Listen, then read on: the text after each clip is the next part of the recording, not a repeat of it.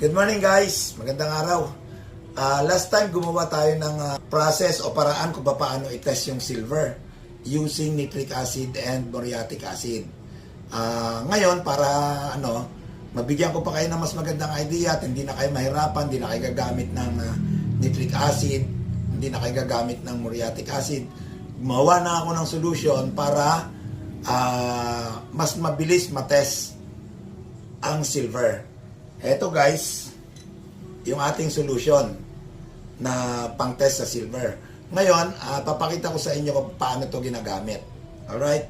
So, eto, meron tayong silver saka stainless. No? Makikita natin yung difference nila para mabilis nating mauri ang silver.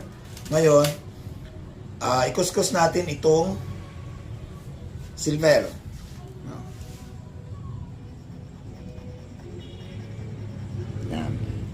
Yan yung silver.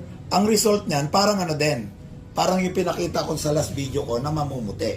So, gamitin natin tong solution na ginawa natin. So, yan. So, ang silver, so, kitang-kita mo talaga. No, hindi siya nawala at parang medyo nag-ulap siya. Ganyan. Katulad din nung last time.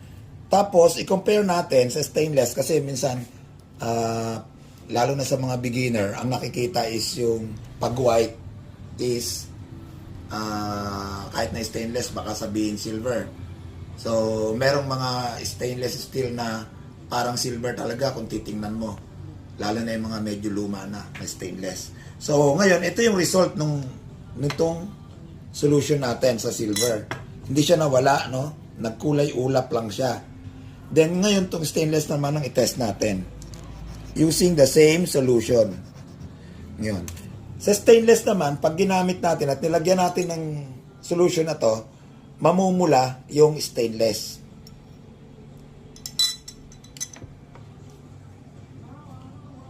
Yon. So, malaki yung difference. So, hindi tayo maliligaw.